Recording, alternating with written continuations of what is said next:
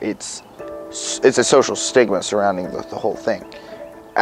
As a student, as somebody who this is a part of my life and a part of who I am at the moment, and a part of the choices I make for myself every single day, I think it's ridiculous. I think it's a good policy that they're trying to watch out for the health of their students. Well, it doesn't really affect me.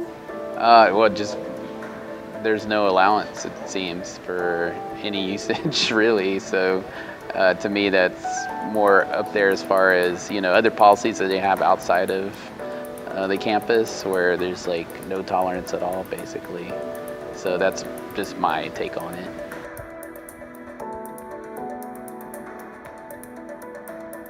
UHCL's new tobacco-free policy took effect in the fall of 2018 and has since then prohibited the use of all tobacco products on campus, with the exception of personalized vehicles.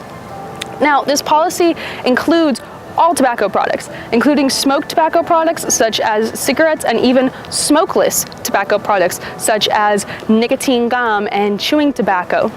And it even includes things that don't have a speck of tobacco in them, such as e-cigarettes, vapes, hookahs, things that only contain nicotine, which have led some to contest the name of the policy. Why is it called tobacco when it's targeting all nicotine products? I think to ban all tobacco products, including everything nicotine-based, is a little silly, but as far as cigarettes go, I can understand that, just because when a few people smoke cigarettes together, it just smells bad, and other people have to deal with it, but things like vapes or even nicotine chewing gum doesn't really affect anyone. However, what's interesting about this policy is the fact that there was never a poll or a vote issued out to the student body about how they felt about such a policy, or even after it was implemented, how it was received by students. So, given that, I'm here to give you a small sampling of what students feel about the policy, both users and non-users alike. Why would you do something that takes away people's individual choices and freedoms? It really doesn't, it's not necessarily going to be a popular thing. I can't imagine people like myself that don't smoke tobacco are going to say, oh yeah, this is great, and have a party about it, because it really doesn't affect us. I mean, I feel like if someone wants to smoke, because I know like school's really stressful, I mean, we take out our stress in different ways. Like some people will drink a coffee, someone will go work out. Like if smoking is your thing, I feel like you should be able to do it in a designated area, of course, not all around campus. As a whole, I think the policy needs revising to be not tobacco-free. Think of a student who has not only a tendency towards tobacco products, but also a full-blown addiction. Like, nicotine affects not only their health, but also the state of their mind, their mood, and many other factors that come with being addicted to nicotine as a chemical. This used to be one of the few smoke zones on campus, and as you can see behind me, has now been stripped of that title. Now, some argue that this places an undue burden on users for the fact that they now have to leave campus buildings and go to the parking lot to participate in their habits. Now, in a very likely scenario, a user's car could be parked at the very end of the parking lot, and in another likely scenario, they could have very easily scheduled classes back to back. And as we all know, most classes tend to run to their full time, leaving a user in this scenario 10 minutes at best to get from the first class all the way out to their car, participate in their habits, and then all the way back to their second class. And number one, it's a stress reliever. I cannot think of a more stressful place than being on a college campus, being surrounded by enormous pressure to succeed in whatever you're doing. So in addition to that, you got people who need that, who choose that as their stress reliever. I guess I think they're trying to look out for like the students' like best interest in their health, but they're not going around the right way for it. Now, just to put this into perspective for non-users, this would be the same scenario of running to and fro from class to the car, participating in a particular habit, and running back to class. But instead of a vape or a cigarette, it would be for a cup of coffee, or for a muffin, or a bag of chips, or even a Snickers. Something equal in nature to fulfill some sort of sugar need, or caffeine need, or something of equal addiction. If they're wanting to ban tobacco products by labeling tobacco products as nicotine products, saying that that's bad for users and non-users, then they also shouldn't have free hot dogs around the school. And same thing, they have like chicken fried steak days, and that's not quite healthy for people either. So it's the same concept in my mind. If you're going to ban nicotine products, you should also ban all the trans fats and sugars and everything else that's bad for you, and that could be considered a drug as well. I just, it kind of reminds me of the old adage, you know, the path to hell is paved with good intentions. I always believe the gut reaction is to do more, and then you end up running foul of your own policy. So in this instance, I believe the answer would be to not have such a restrictive policy and allow choice, both in food choices, tobacco, other types of products that people, especially younger people, tend to do. You know, as you get older, you realize, well, maybe I shouldn't have made that choice. And you realize that there's better options to do. I mean, you could always promote education. You can always promote better choices, alternative choices.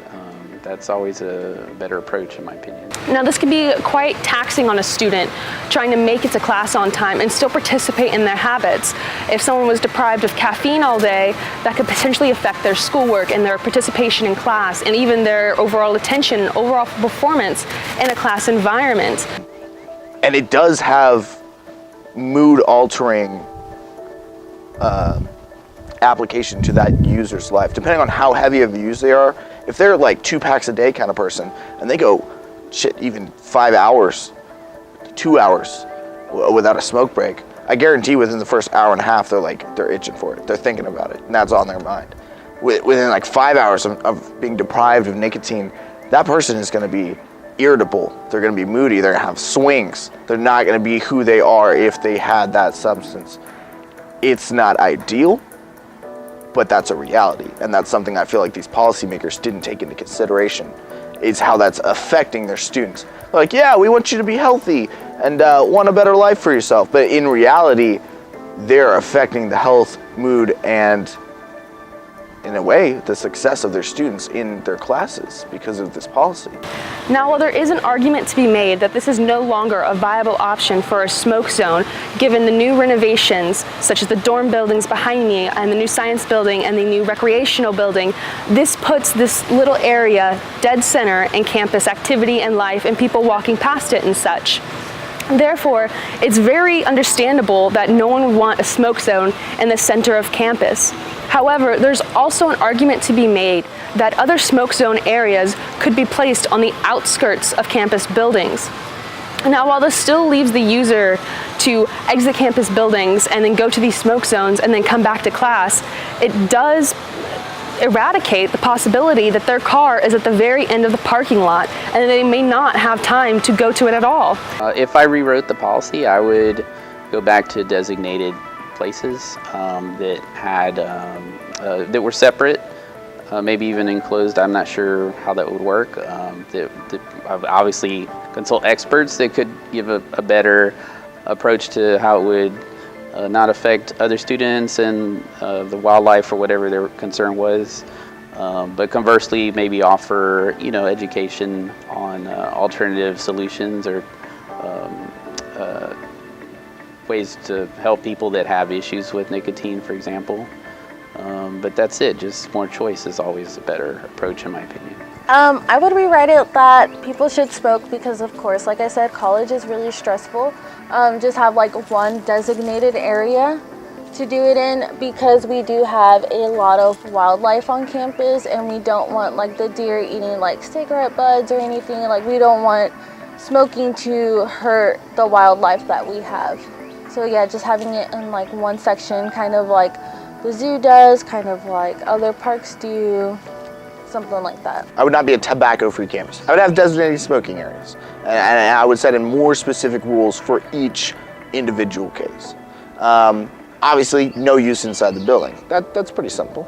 No use within, like, I don't know, radius of 20 feet from any door or in any like public area that people wish to gather in. You have them segregated. The users are okay with that. They're used to that, and it makes sense. If they're unwilling to do so, maybe being more specific about the guidelines in perhaps the parking lot. Definitely, whatever choice they make, being more specific about the punishments involved in the reprimand that would be involved in violating these rules. Lay it out very specifically. You can't just leave that open-ended, because that leaves you at the mercy of their discretion and whatever they decide on the spot. And if you're going to do that, make it clear that that's going to happen. It's like case-by-case basis. If you leave it open-ended like that, you're at the mercy of somebody who is A, making up all these rules for you, but B, is not like being adequately clear. I mean, they should just have zones for things. San Jac used to have, I think it's actually tobacco-free now also, but they used to have it where it was like buildings, and then like right in the middle of all the buildings and the grass, it was like a little bench area with like a covered area, and that was like the smoking zone that people could smoke in. You couldn't smoke anywhere outside, and if you did, you'd just be told to go to that area to smoke. That way, no one else has to be bothered by it, and the people who do want to smoke don't have to stop. So they could easily just have nicotine zones and tobacco zones, and not even a lot of them, but kind of to appease everyone instead of just saying no more of anything. Now, while this is all hypothetical talk, it is important for students on campus to recognize that the university has taken away certain privileges for certain students to participate in their daily habits, and fail to give a viable option for them to participate in these habits that could very well affect their performance in school in a timely manner without taking away from the students' class time. It seems to be that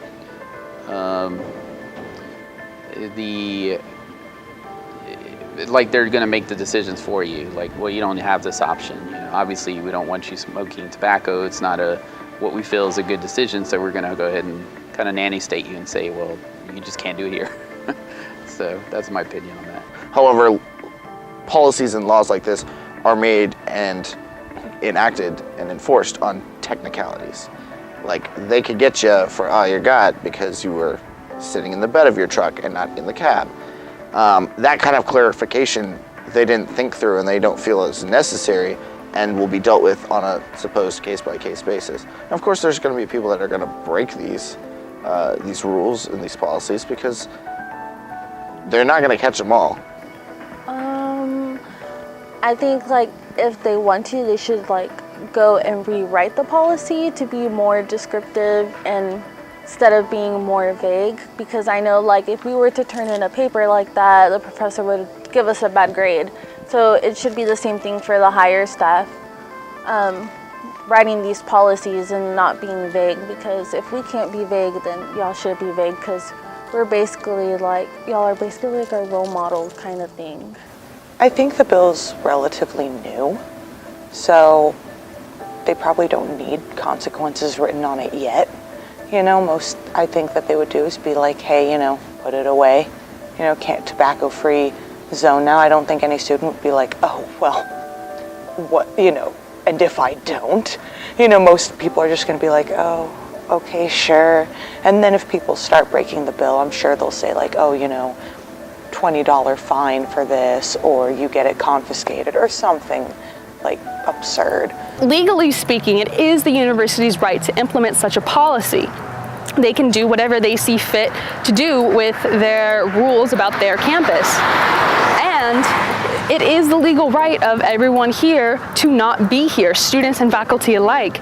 No one has to come here, and everyone is agreeing to follow these rules when they enroll as a student or sign on as a faculty member. So in legal terms, there is no issue. I do believe it's their right because it's a private campus.